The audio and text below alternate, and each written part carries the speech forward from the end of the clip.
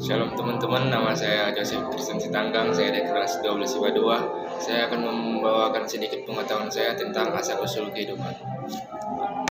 Yang pertama yaitu teori kosmozoa. Teori ini mengatakan bahwa kehidupan yang ada di bumi berasal dari suatu sumber lain di jagat raya. Asal kehidupan ini berbentuk spora dan diduga mencapai berat secara tidak sengaja dari planet. Konsep ini disebut sebagai panspermia. Pendapat teori ini yang bernama Julian Huxley. Dia berkata bahwa kehidupan mungkin dibawa ke bumi dari suatu tempat dalam alam semesta, yaitu bagian dalam meteoroid.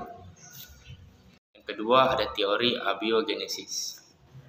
Teori abiogenesis sendiri dikemukakan oleh seorang tokoh filsafat Yunani yang bernama Aristoteles. Dia berpendapat bahwa makhluk hidup berasal dari benda mati yang timbul secara spontan karena adanya gaya hidup. Contoh dari teori abiogenesis ini yaitu ketika melihat cacing yang keluar dari tanah, mereka menganggap cacing tersebut berasal dari tanah setelah hujan turun. Banyak kata yang bermunculan sehingga mereka beranggapan bahwa kata berasal dari hujan. Selanjutnya tokoh yang mendukung teori ini adalah Alexander Oparin. Ia mengemukakan bahwa kondisi bumi primitif sekali pada saat itu, sangat mendukung reaksi kimia untuk sintesis bahan organik kompleks, dan makhluk hidup pertama merupakan hasil revolusi molekul organik. Teori abiogenesis ini bertahan selama bertahun-tahun. Teori ini mulai goyah ketika munculnya penemuan-penemuan baru untuk mengembangkan ilmu pengetahuan terutama di bidang biologi. Penemuan mikroskop oleh Leeuwenhoek pada abad ke-17 yang menjadi salah satu di antara penemuan tersebut. Yang selanjutnya yaitu teori biogenesis. Teori biogenesis adalah suatu teori yang mengemukakan bahwa asal kehidupan suatu makhluk hidup berasal dari makhluk hidup pula. Yang teori biogenesis adalah omne vivum ex vovo, yang artinya makhluk hidup berasal dari telur. Ada juga omne vivum ex vovo atau makhluk hidup berasal dari makhluk hidup yang telah ada. Teori biogenesis sendiri didukung oleh 3 tokoh, yaitu Francesco Ledri, Lazarus Parani, dan Louis Pasteur. Francesco Ledri adalah orang pertama yang melakukan eksperimen mengenai teori biogenesis ini. Pada 4 buah toples ia masukkan potongan daging, kemudian 2 toples ditutup rapat dengan lapisan lilin. Setelah beberapa hari, di toples yang terbuka dagingnya membusuk dan terdapat lava, sedangkan pada toples yang tertutup pada dagingnya tidak membusuk dan tidak terdapat lalat. Jadi Redi menyimpulkan bahwa larva berasal dari telur lah, bukan dari daging.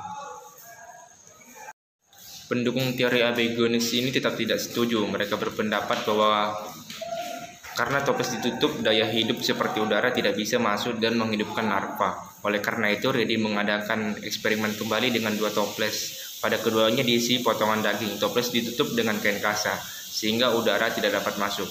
Hasilnya daging membusuk. Kedua, Lazarus Parani. Pada percobaan Spallanzani menggunakan 2 buah medium labu berisi air kaldu. Salah satu labu ditutup rapat dan diolesi parafin ketika kaldu masih panas. Setelah 1 minggu, pada labu yang terbuka, air kaldunya menjadi keruh dan bau, dan berisi banyak mikroba. Ketika labu yang ditutup kemudian dibuka, beberapa hari kemudian air kaldu menjadi keruh. Spallanzani menduga bahwa mikroba dalam labu berasal dari udara. Dan yang terakhir yaitu percobaan dari Louis Pasteur. Tujuannya adalah untuk menguji serta memperbaiki percobaan dari hasil Redi dan juga Sparani tadi. Dan kemudian teori yang dilakukan ini dilakukan oleh Louis Pasteur. Hasil eksperimen Louis Pasteur akhirnya berhasil mengembangkan teori abiogenesis dan memajukan teori biogenesis. Teori biogenesis sendiri kemudian dirumuskan dalam postulat, yaitu omne vivum ex vovo, yang artinya makhluk hidup berasal dari telur. Omne ovum ex vivo, telur berasal dari makhluk hidup. Dan yang ketiga, omne vivum ex vivo, yang berarti makhluk hidup berasal dari makhluk hidup sebelumnya, yang berhasil mematahkan teori abiogenesis tersebut dan sampai sekarang masih digunakan menjadi teori biogenesis.